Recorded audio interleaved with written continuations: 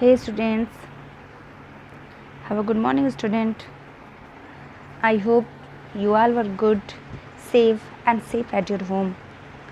Today, further we will start the same chapter but the new paragraph, the new topic of your first chapter, geography. Today's new topic is the earth. In the previous part, we have cleared what is the solar system, the sun, the planet and some celestial bodies. So, your new topic is the earth. Come student, now let's start. The earth is the third nearest planet to the sun. In size, it is the fifth largest planet. देखिए ध्यान से समझिए इसको. अर्थ जो हमारा है, अगर हम सूर्य से इसको काउंट करते हैं तो ये तीसरे नंबर पे आता है. कितने नंबर पे आता है? तीसरे नंबर पे आता है. लेकिन अगर हम साइज़ की बात करें तो सारे प्लैनेट में इसकी साइज़ कितने नंबर पे आती है? तो ये फिफ्थ नंबर पे आता है. ठीक है, यानी सूर्य से इसकी दूरी जो है वो तीसरे नंबर पे आती है. और जबकि पूरे प्लैनेट में अगर इसके हम आकार की बात करें तो ये पाँचवें नंबर पे आता है. It is slightly flattered at the pole. देखिए जो हम और आप समझते हैं आवर अर्थ इज़ सर्कल, हमारा जो अर्थ है वो सर्कल है, बिल्कुल गोल है, but no, our earth is some flattered on the both pole. हमारा जो अर्थ है वो दोनों पोल पे, north pole and the south pole, दोनों पोल पे ये क्या है? थोड़ा दबा हुआ है. That is why its shape is described as a geoid. और इस तरह से हम इसीलिए इसको एक तो जियोइड के रूप में जानते हैं. इसको हम लोग क्या बोल सकते हैं? जियोइड बोल सकते हैं, ना कि इसको हम लोग सर्कल बोल सकते हैं. Geoid means an earth like shape. Geoid का मतलब ही होता है एक अर्थ के समान आकार वाला. ठीक है, चलिए आगे देखते हैं. 1 मिनट बच्चों. डू यू नो, इसको देखते हैं ना. डू यू नो कल नहीं हो गया ये. डू यू नो मैंने कल बताया था आप लोग को. चलिए आगे देखते हैं. Condition favourable to support life are probably found only on the earth. The earth is neither too hot nor too cold. It has water and air. As you all students know that only life exists only on the earth. Why? Because on the earth there is a supportive water, life supportive water and the oxygen.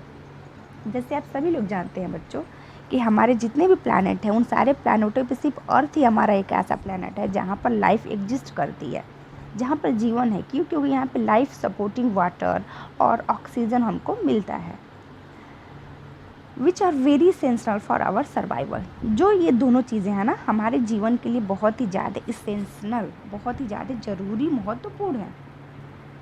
The air has life supporting gases like the oxygen. Because of this reason the earth is a unique planet in the solar system.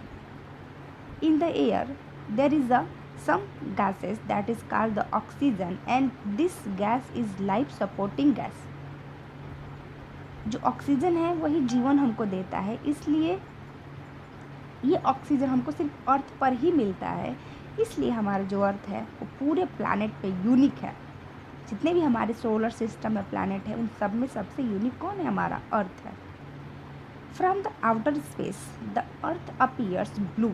अगर हम दूसरे space से, दूसरे ग्रहों से जाकर के हम अगर अर्थ को देखते हैं अंतरिक्ष से, अगर हम दूसरे अंतरिक्ष में जाकर के अपने अर्थ को देखते हैं, that is look like a blue. वो बिल्कुल नीला दिखता है. वाई? ये क्यों नीला दिखता है? क्योंकि the 2/3 surface of the covered by the water. क्योंकि अर्थ का जो 2/3 हिस्सा है, यानी कि पूरा आप अगर 75% की बात कर ले तो इतने पे पूरा वाटर ही वाटर है अर्थ पे. ठीक है, it is therefore called a blue planet. और इसलिए हम लोग अर्थ को एक और नाम से जानते हैं, जिसको जो वो नाम है वो है क्या? Blue planet. नीला ग्रह के नाम से भी हम लोग अर्थ को जानते हैं. Now the next one is the moon. Our earth has only one satellite. As in the previous part I have cleared before you that our earth have only one satellite, that is the moon. That is the moon. Its diameter is only 1/4 that of the earth. देखिए इसका सिर्फ एक ही हिस्सा है जो पृथ्वी की तरफ से दिखता है. मून का पूरा हिस्सा पृथ्वी की तरफ से नहीं दिखता है. It appears so big because it is nearest to our planet than other celestial bodies. ये मून हमको इतना बड़ा इसलिए दिखता है क्योंकि जितने अदर दूसरे भी सेलेस्टियल बॉडीज जो हैं, जो अन्य तारे हैं, जो भी ग्रह हैं, उन सब की अपेक्षा ये जो मून है ना, वो हमारे पृथ्वी के बहुत ही नज़दीक है, इसीलिए हमको क्या दिखता है, बहुत ही बड़ा दिखता है. It is about 384,400 kilometre away from us. अगर हम इसकी बात करें तो 3,84,400 किलोमीटर से की दूरी पर ये हमारे पृथ्वी से स्थित है. Now you can compare the distance of the earth from the sun. और आप अब अर्थ से जो डिस्टेंस है वो इसका कंपेयर कर सकते हैं that the from the moon, जो मून से है. ठीक है, देखिए, the moon move around the earth in about 27 days. अगर हम बात करें कि जो एक हमारा जो चंद्रमा है वो पृथ्वी का कितने दिनों में चक्कर लगा लेता है, तो वो 27 दिनों में चक्कर लगाता है.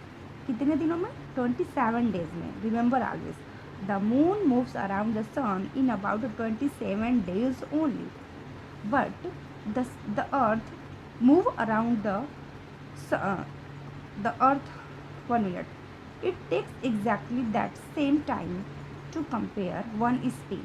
और मून जो होता है वो अपने एक अक्ष पर घूमने में, एक चक्कर लगाने में पूरा कितना दिन लगाता है? 27 दिन लगाता है. As a result only one side of the moon is visible to us on the earth. और यही रीज़न होता है कि देखिए वो अपने एक्सिस पर भी 27 दिन में घूमता है. ठीक है, और वो जो मून है वो पूरा पृथ्वी का चक्कर भी कितने दिन में लगाता है? 27 दिन में ही लगाता है. और यही रीज़न होता है कि हमेशा पृथ्वी का एक ही हिस्सा, मून का जो एक हिस्सा होता है वही पृथ्वी पे दिखता है, दूसरा नहीं दिखता है. The moon does not have conditions forever for life. लेकिन जो मून है वहाँ पर जीवन जीने के लिए फेवरेबल लाइफ सपोर्टिंग वहाँ पे नहीं है. It has mountain. देखिए जो मून है ना, ये जो हम लोग को छाया दिखती है ना रात में, वो छाया किस चीज़ की है? तो वो माउंटेन है, उस पर प्लेन्स भी हैं, and depression on it's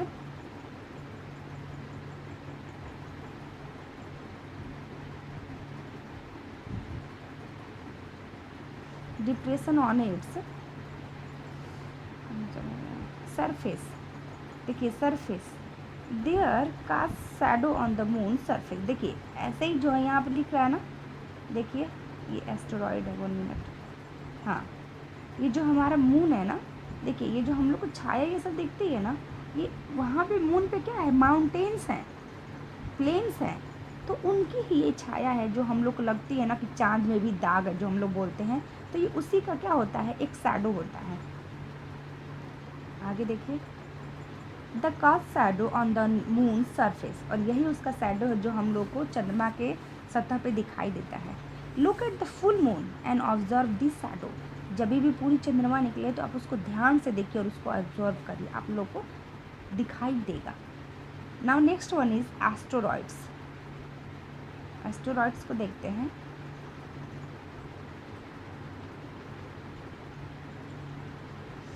Apart from the stars, planet and satellite, there are numerous tiny bodies which also move around the sun. Stars के अलावा, प्लैनेट के अलावा, सैटेलाइट के अलावा बहुत से छोटे छोटे और भी सेलेस्टियल बॉडीज़ हैं हमारे स्काई में, जो सूर्य के चारों तरफ घूमते रहते हैं, मूव करते हैं. क्यों मूव करते हैं? क्योंकि सूर्य का अपना पुलिंग फोर्स है, वो हर एक चीज़ को अपनी तरफ खींचता है. These bodies are called asteroid. और इन्हीं टीनी न्यूमरस बॉडीज़ को हम लोग एस्टेरॉइड्स कहते हैं.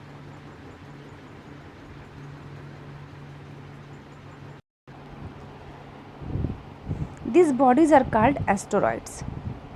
और इन बॉडीज़ को, जो छोटे छोटे टीनी तारे के समान होते हैं, उन्हें हम लोग छोटा तारा या फिर एस्टेरॉइड या फिर हम लोग इसको क्षुब्ध तारा भी बोलते हैं.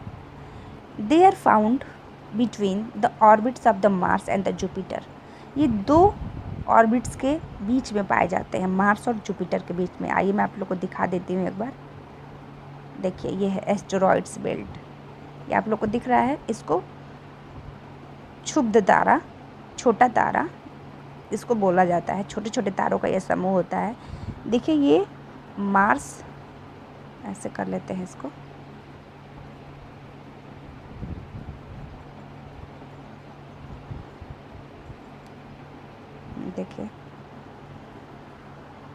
ये मार्स और जुपिटर के बीच में है ये एस्टेरॉयड बेल्ट। तो क्वेश्चन पूछा जाता है कि एस्टेरॉयड बेल्ट किन किन के बीच में पाया जाता है। तो एस्टेरॉयड बेल्ट देखिए यहाँ पे है ये पूरा ऐसे, ये ऐसे। तो ये जुपिटर और मार्स के बीच में एस्टेरॉयड बेल्ट, ये पूरे छोटे छोटे छोटे छोटे तीन तारे हैं, इसको बोला जाता है क्षुब्ध तारा, इसको बोला जाता है। ठीक है, चलिए आगे देखते हैं।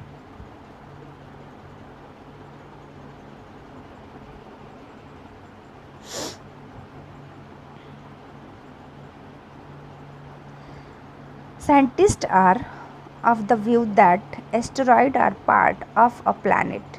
साइंटिस्ट ये बोलते हैं कि जो एस्टेरॉयड है वो हमारे प्लैनेट का ही एक हिस्सा है, विच एक्सप्लोडेड मेनी ईयर्स बैक, जो बहुत पहले छोटे छोटे जो हमारे ये जो क्षुब्ध तारे हैं वो सब मिल करके इस एस्टेरॉयड्स का निर्माण किए थे। यानी बहुत समय पहले से ही हमारा जो एस्टेरॉयड्स है वो बना हुआ है।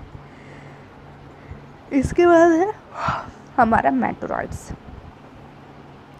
ठीक है, ऐसा है बच्चों, आज के लिए इतना ही रहने देते हैं, क्योंकि इस चैप्टर को कल हम फिनिश करके फिर इसके क्वेश्चन आंसर कुछ हैं एक्सरसाइज वो हम बता देंगे। ठीक है, तो आज के लिए इतना ही। Okay, bye students.